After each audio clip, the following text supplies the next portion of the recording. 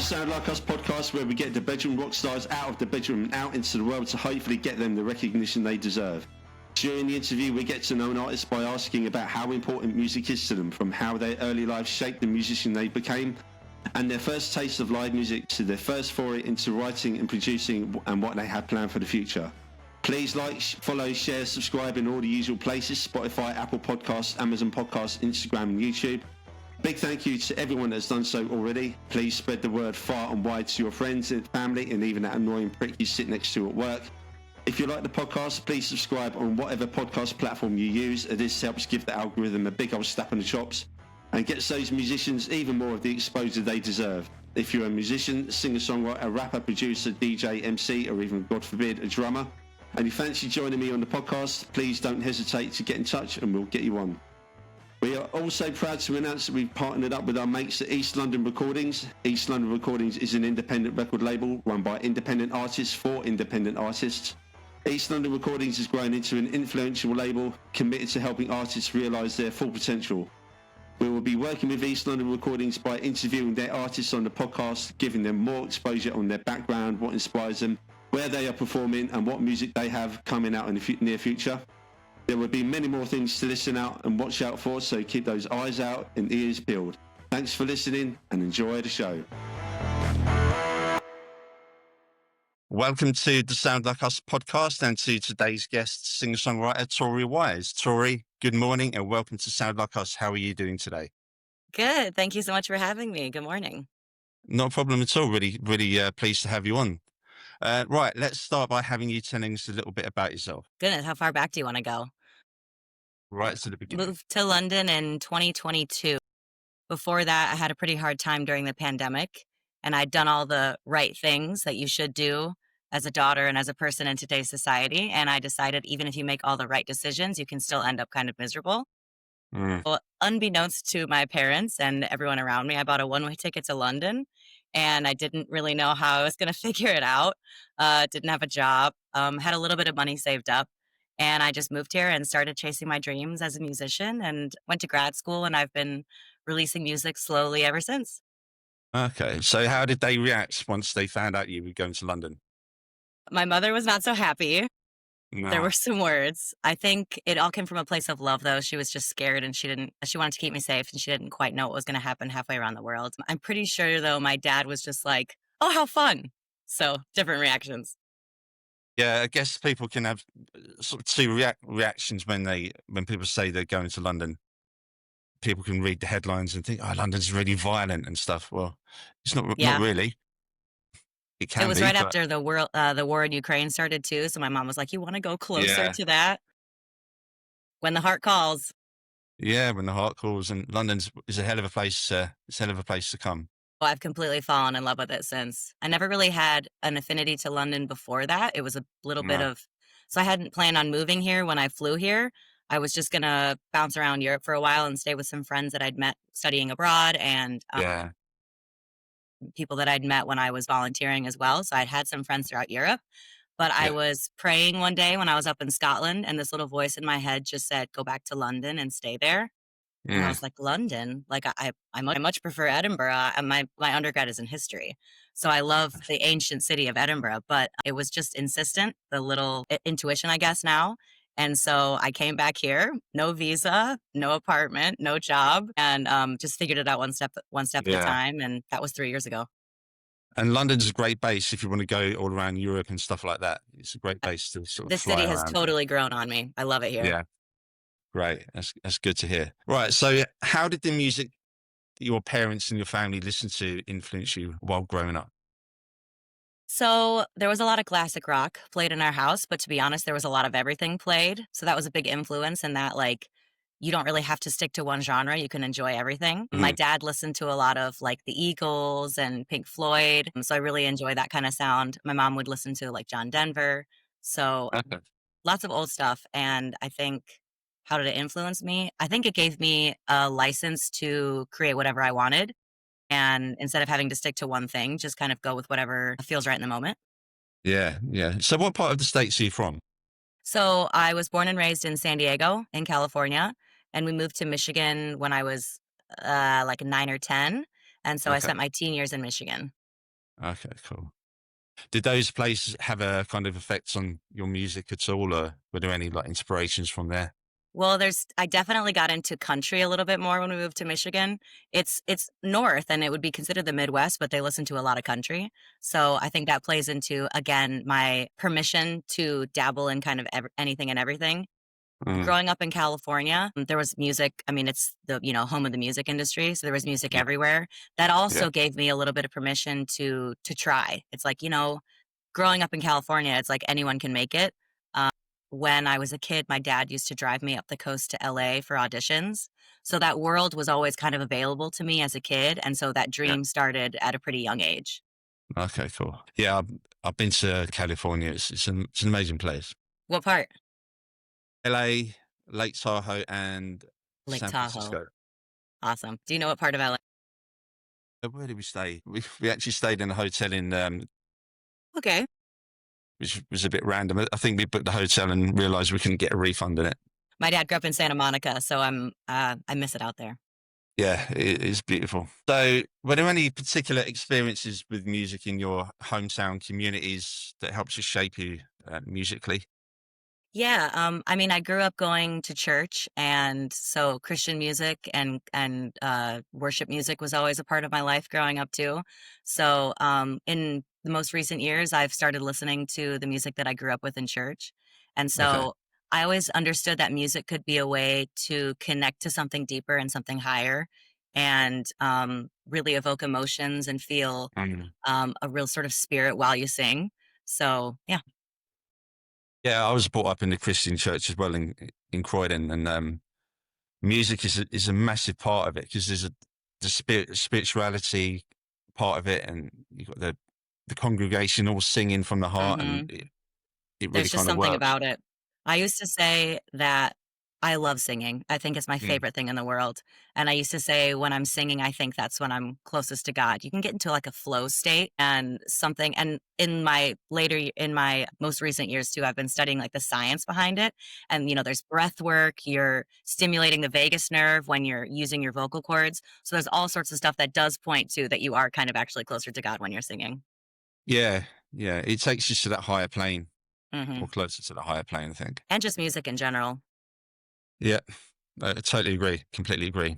Right. In your bio, you say you're building a world of adventure and empowerment, inviting listeners to rediscover themselves. How do you go about doing this with your music? So I've released 2 songs so far, so Yeah. it's just getting started. Oh, But I think I want so this is to quite a new thing then. Yeah. well, I've been singing and writing songs my whole life, but I think I only recently got the courage to start releasing them. And the world has changed a lot. We have things like Spotify and social media where we can actually put our music out there for people to hear and promote it in that way. But I think inviting listeners through the lyrics and through the sort of deeper meaning behind lyrics. A lot of modern pop song is about dancing and having a good time, which I think there's totally a place for that. Yeah. But I think I really want to communicate to my listeners the fact that there's so much more out there. I mean, I remember when I bought the one-way ticket to London, I clicked like yes, and then I chucked my phone across the room because I was like, what did I just do? Yeah. But I think there's a lot to be said for following intuition like that. And I mean, Uh, I've had quite the adventure since then. So mhm, I want to communicate that to my listeners of like, go for the deepest desires of your heart, the things that speak to you, the things that you're afraid to do. mhm. And I think Shipwrecked is a good example of talking about like destiny and talking about how that was my first single that I released. That it can be fated to end, but still meant to be during the time that it was. So I think Yeah. a lot of that communication is going to come through lyrics. So it's kind of inviting people to go for the things that they wanted to do and challenge them to achieve it kind of. Well, life is too short, but it's also too long to spend your entire life doing something that you don't want to Yeah. do. Yeah, completely agree.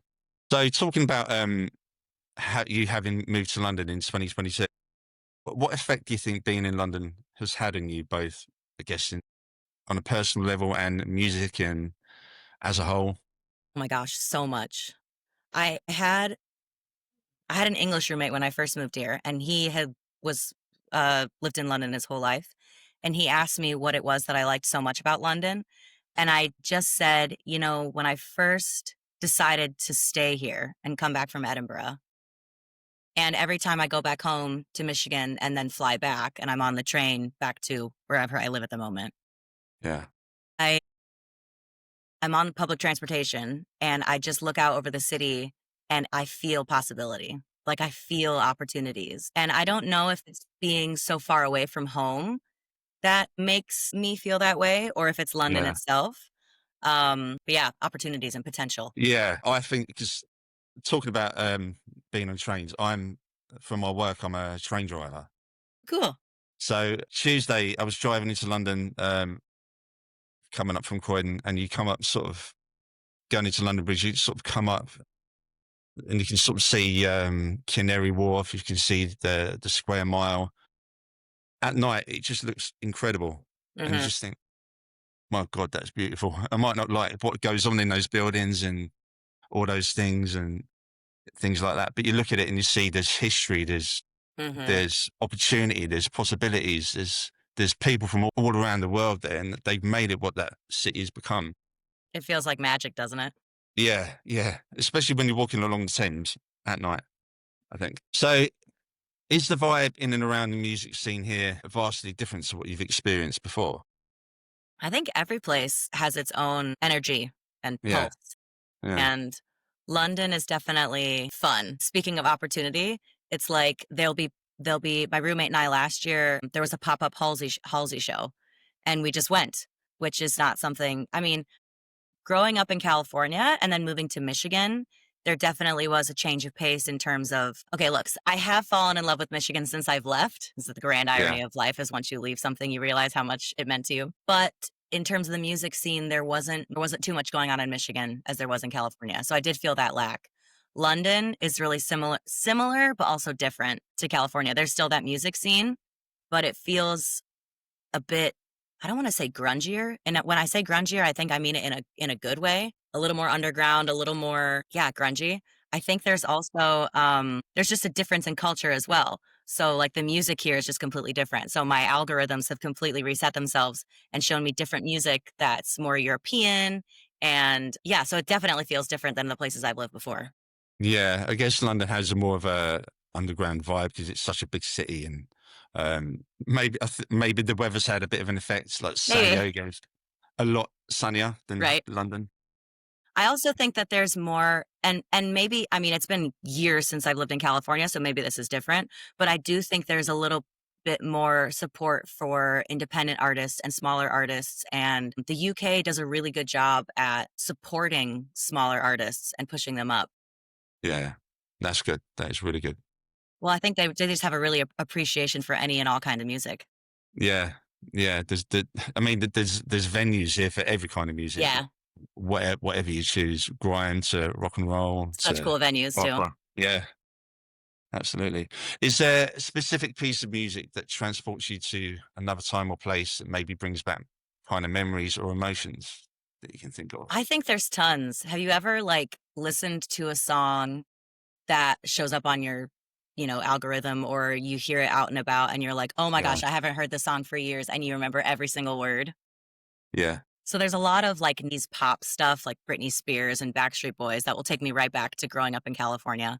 But mm, I think if I had to pick one song, it would be Hotel California, and that takes me back to driving up the coast with my dad and I mean, that's another time when you're like, "Hey, a song can be 8 minutes long. Why not?" yeah. I mean, that's the perfect California driving song as well. Right, right. Yeah, With the top down. yeah. Smoking something you shouldn't be smoking, probably. Okay, I was like 7. Maybe not then, but yeah, maybe when you're a bit older. But who would you say are your main influences? So, I really like the Jonas Brothers. I Okay. think I had a bit of a musical awakening when I was, like, 15 and one of their first albums were coming out, and I think, of course, I always had a dream to be some sort of star, right? Like an actress or, Mm. a singer ever since I was a kid. But the Jonas Brothers in high school really, because I went to a bunch of their shows and they were doing different kinds of tours. And that's when I really got a glimpse into what tour life would be like. And I think that's when the real dream began of like, I want to tour, I want to release albums. Because it was in a time of the industry when things were marketing anyways was shifting a little bit more towards behind the scenes, giving fans an inside look at what life was like. And I just absolutely fell in love with it. Yeah. Right, now I've got a random question for you. Okay. It didn't include in the ones that sent to you. Boy. Right. Yeah. Be ready. Right. If you could take any person to any concert in history by any artist, A, who are you going to take? What concert would it be? Why would you take that person to that concert? My answer's so random. I could think longer and come up with a better answer. So I told you my undergrad is in history, and I think my favorite part of history would be like American Revolution time. Okay. And there's so much out there about George Washington, and he's been so sort of idolized.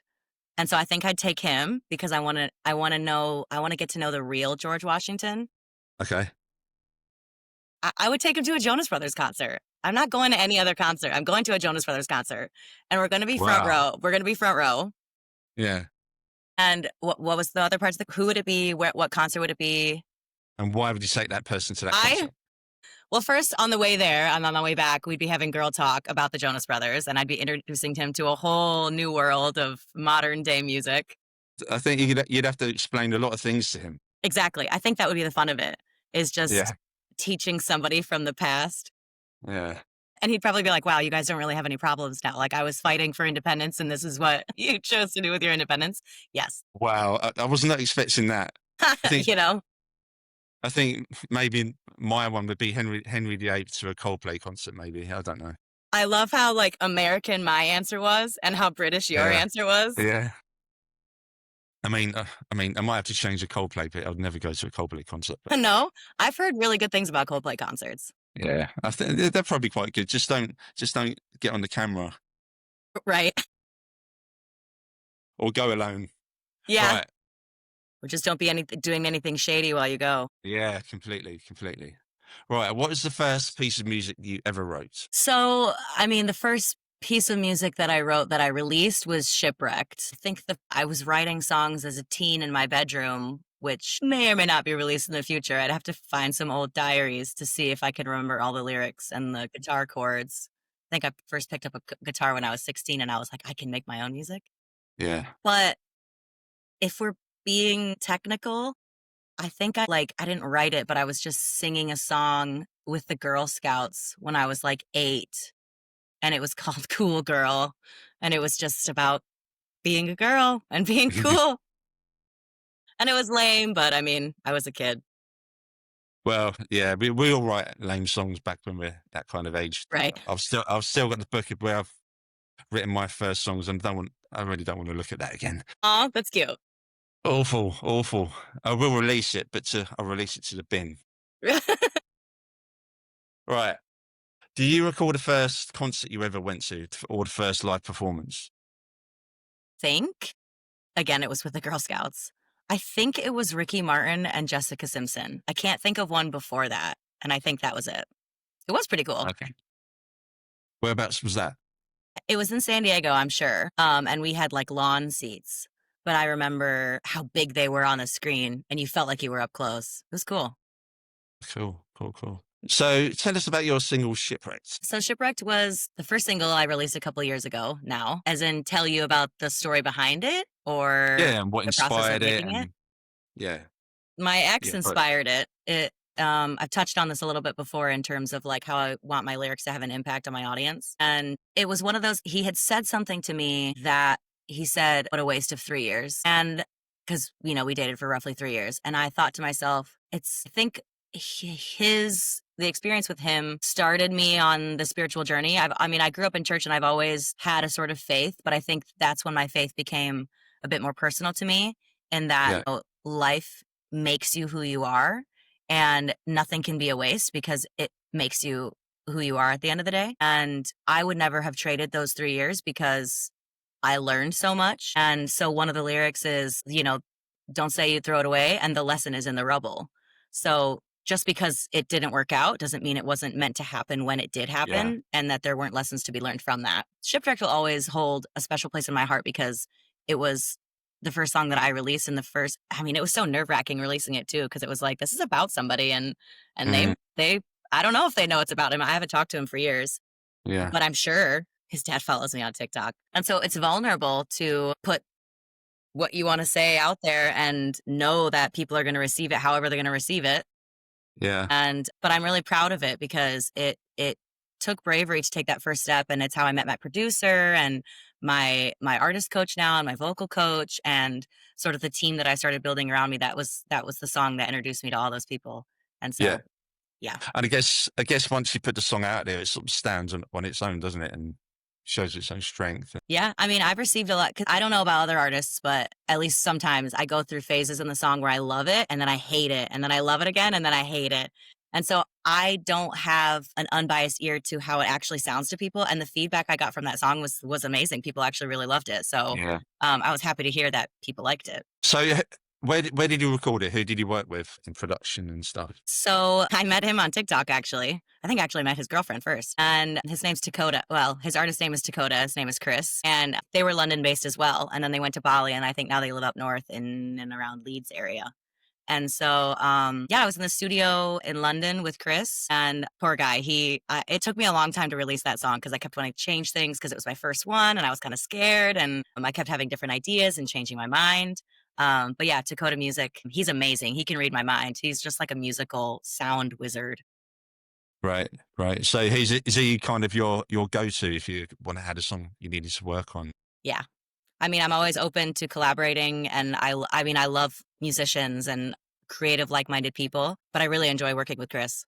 Yeah, it's good to have that relationship with someone, especially someone that can give you like another angle to listen Mm-hmm. to a song, and they can say, well, I think this should change and that should change, kind of thing.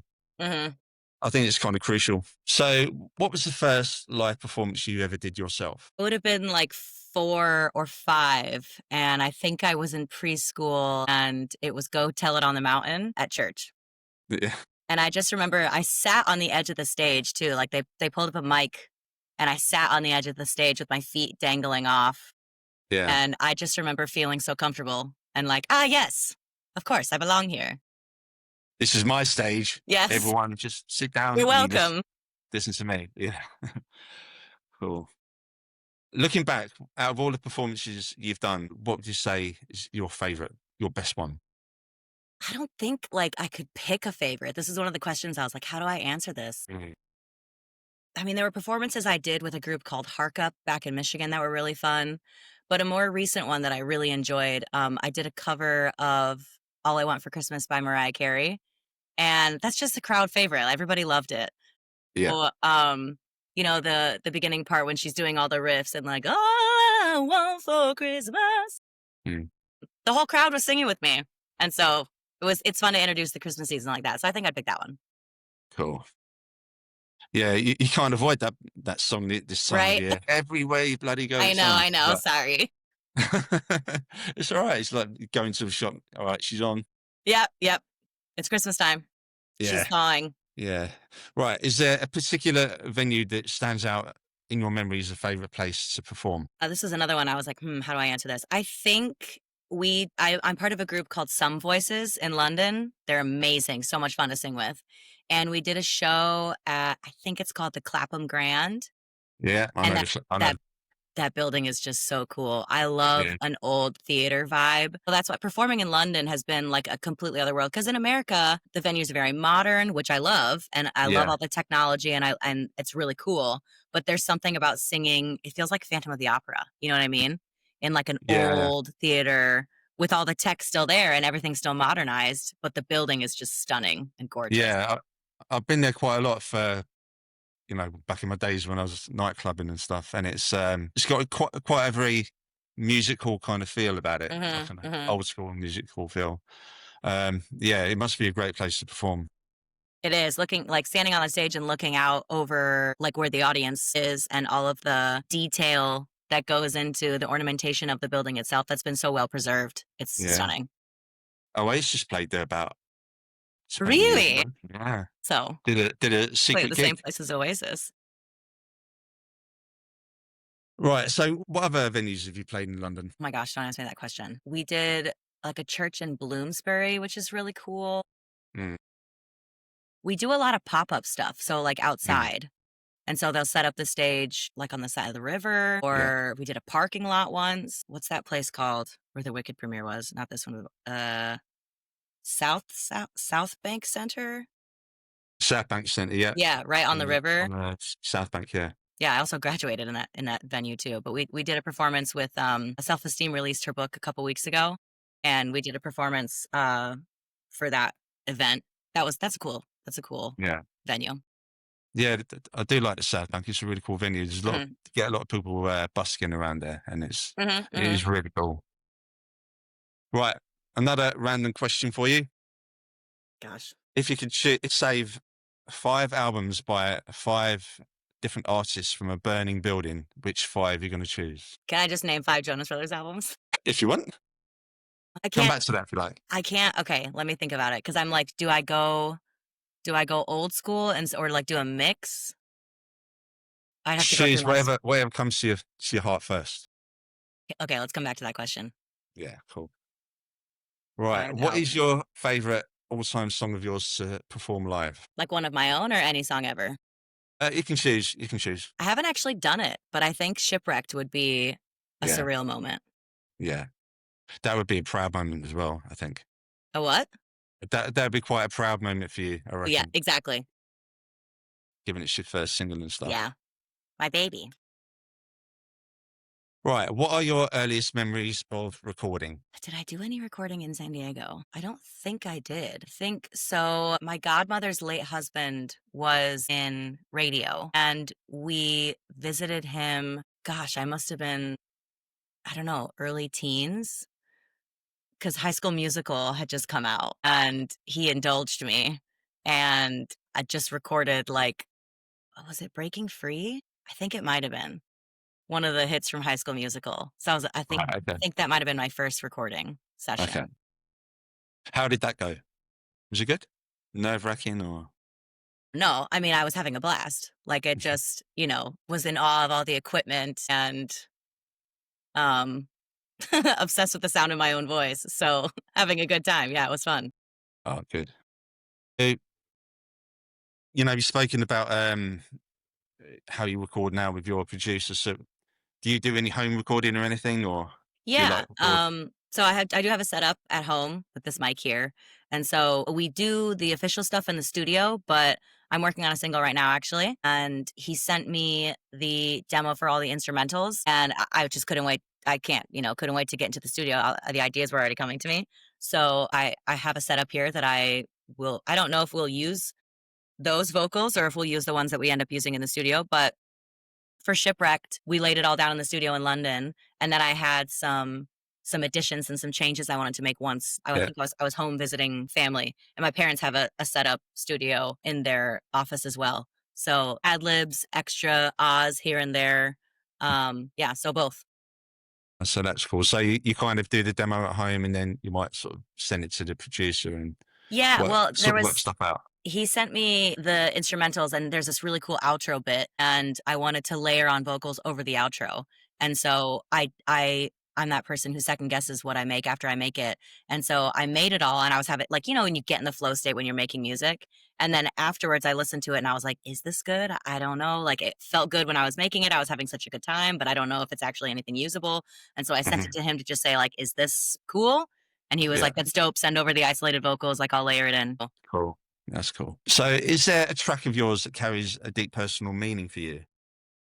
Well, obviously Shipwrecked, but Reckless came out in August and it's about a different boy. So it carries a lot of meaning because that one had to be that one was required some bravery as well. Because again, they might know it's about them, they might be listening to it. I don't know. And I'm saying things in the song that I never actually said in person. So it carries weight that way.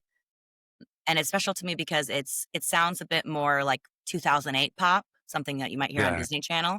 And so it's not exactly the sound that I want to represent for myself as an artist now, but that was sort of for teenage Tory and like, hey, these were your dreams and we're finally doing it. It's kind of like a love letter to your younger self, Yes. kind of. Yeah, Yeah, that's a sweet way to put it. yeah. Yeah. I think she'd be proud of how far I you've think so come as too. well. I think so. I think if she listened to that song, she would flip and love it. So I love it. I still love it. I was listening to it earlier today. Yeah. She'd be dancing around the bathroom, singing in the mirror. 100% into a brush. She'd be dangling off her feet off the edge of the stage, singing it. So cute. Can you think of a piece of music by a different artist that had a major impact on you as a teenager and you've carried it through to now? Well, I don't need to mention the Jonas Brothers again, but I did really, really look up to Demi Lovato as a teen and young adult. She went through a lot of mental health challenges, which I can also relate to. So to see somebody doing their best and living their dreams in that way while still struggling with mental health was inspirational. Yeah. And she just has a powerhouse voice. So that, I mean, I think that's the real reason I listen to her stuff. And I was challenged to sing better because I wanted to sing like her. And so I would sing every single day. And the voice really is a muscle. So I'm glad that I had her influence as a teen because I think it strengthened my vocal cords Yeah. from that age because I was belting her stuff. So Yeah. Good. So when you do play live, what kind of setup do you say? You say you were part of a group here in London. How does it work? how does it work? What do you mean? Like when you play live, how many is there on the stage? Do you have like a little backing band? Okay, Or so Some Voice is a really cool organization because I'm a part of their events choir as well. So they yeah, have one giant choir which is spread out all through London. It's actually gone international. I think there's choirs in Amsterdam and Paris as well. Don't quote me on that though. And so we all have our little boroughs. I'm in Hammersmith, and there's oh gosh, I'm so bad at estimating people. 50 of us in Hammersmith. I don't know. cool. And but we have like 2 gigs a year, and they bring together all the choirs from all the different boroughs in London, and they put us all on stage. So there's like 200 of us. Wow. But then the events choir can be as small as we did a show on Carnaby Street the other day where there was just like less than 10 of us, maybe like 8, like two voices per part. Yeah, So it varies, which I really enjoy because we play big venues like the yeah, Clapham Grand, and we have tons of us, and there's something about that many voices. And I like Some Voices because anyone can join. There's no audition process, so you don't need to be of a certain caliber of a singer to join. And I really advocate for the idea that anybody can sing, or anybody should sing, even if you're quote unquote not good to society standards, because it's so good for you and it's so fun. Why would I tell yeah, somebody that they're not allowed to sing? Also, yeah. if I couldn't sing, I'd still be singing anyways. Mm, So I really appreciate that value of theirs, that anyone can sing and we welcome all. But then I also really enjoy the more intimate stuff where it's a smaller group and we're doing like pop-up shows or things in Carnaby Street. We did, the Carnaby Street Lights Up for Christmas with yeah, the TV program or whatever. We were there as sort of like a flash mob singing throughout the crowd. So that was really fun as well. cool. That's cool. So they're all over London, all 32 boroughs. Yeah, I'm not quite sure how our leader gets like invitations to things, but we do all sorts of things like big shows like that, small pop-up things, TV events. Last year we did, I think it's called the Piano Special with the artist Mika, and that was recorded for BBC. Don't quote me on that. Some Yeah. TV, or wait, no, Channel 1. Oh, I'm sorry. The British stuff eludes me. The Battersea Park Station, once all the Christmas decorations were up, so that was really fun too. Station, what in the sort of ticket area down below? Battersea Park Station, like the mall that they turned the power station into a shopping center. Yeah, the power station shopping. Yeah, Yeah. So I it was, was within the shopping center. yeah. I was thinking Battersea Park Station's too small. Sorry, the station, like the power station, like the Ah, original. right. Okay. Yeah. Yeah, I was thinking of the train station. Right. Are there any other bands, artists, or singers you've enjoyed playing alongside, singing on the local scenes that you want to give a shout out to? I think I've already mentioned them, like Some Voices and Yeah. Dakota Music is really great, and his Yeah. girlfriend Lucy War is killing it as well. Oh, cool. Cool. Right. So, what does the future hold for you both in the short term and long term? They say like when you plan, God laughs. Because I never knew I'd even be in London. I think I'd always dreamed of being in Europe, but never, I don't know if I actually thought it was happen. So in terms of dreams and goals, I really want to see where music takes me. I'm not quite sure how much longer I'll be in London. I don't know where to go next. I think I'm really open to anything and everywhere. As long as I'm singing and as long as I'm performing and creating music, I would love to collaborate with more international artists and kind of Yeah. expand the genres that I do. So I think I have one song that I'm working on right now, and then one more after that to kind of conclude my first release of singles. And then I'm thinking about an album, and Mm. then I would love to tour that, whether it's in Europe or America. We'll see. Cool. There's a big world out there, so there's a Yeah, lot of possibilities and a lot of places and stuff. opening for the Jonas Brothers, obviously, or Obviously, them obviously. opening for me. Exactly, exactly. Why limit yourself to that? They should open for you, definitely. In Battersea Power Station. Perfect. All right, and that brings us to the end of the interview. Have you enjoyed being on? I actually have a question for you. Why do you do this? Why would you start reaching out to musicians to interview them? Long story short, I've been a singer, songwriter for nearly 30 years, 28 years. But sort of when COVID happened, I kind of wanted to get out there and start doing stuff again. I started writing songs and stuff again, but my wife fell pregnant, so I had to put that on the back burner. But I kind of still wanted to do something with music that meant I I could get it. still be at home and help look after my kids when I need to. So doing this, being at home, it keeps me within music. It gets me out. We get invited to concerts and stuff, and Cool. yeah, it All kind right. of Well, I'll invite you to a show next time. definitely. I And would love it's that. never too late to write and release Yeah, music. So let me know if you yeah, want to collaborate on anything. yeah, definitely. Yeah. I am thinking of getting into music again. My guitar's in my bedroom now, I was just and going to ask, you play anything? I play guitar years and years ago. I used to play trumpet and trombone when I was like Cool. eight. I played the trumpet for like a year in fourth grade. Yeah, I don't think I could pick it back up though. it's funny because I look back in it and thinking I could read music back then, but now I can't. I can Really? read I wonder, notations and I stuff bet like you that. it would But come back to you faster than you think it would be. I can It's buried deep in yeah, that subconscious.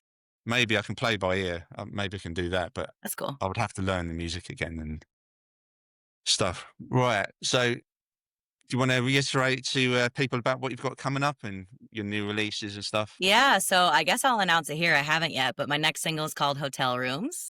Okay. I'm hoping to release that in the next couple of months. And so no live shows as of yet, but my socials are just Tory Wise, Yeah. TORYWISE. So any releases or live shows will be posted there first. Cool. Cool. So, right. Please like, share, follow, and subscribe to the Sound Like Us podcast on Instagram and YouTube. I'm getting those videos out there now, finally. And finally, to play us up, would you like to introduce your track? Sure, yeah. Well, first, I just want to say thank you so much for having me. It was a pleasure. Not an issue at all. Not an issue. So this is Shipwrecked by Tory Wise. Guys, go give it a listen, stream it, and stream Tory's other song, Reckless, Hotel Rooms when it comes out. Mm-hmm. Tory, it's been a real pleasure. I thank you so You much for too. taking time out of your day to come and do this on what looks like a pretty miserable day out there. Yeah, it's London. Yeah, I know. I've got to go out in a minute. Thank you so much. I really, really appreciate it. And thank you very much. We'll connect again soon. So lovely to talk to you. Bye. You too. Take care.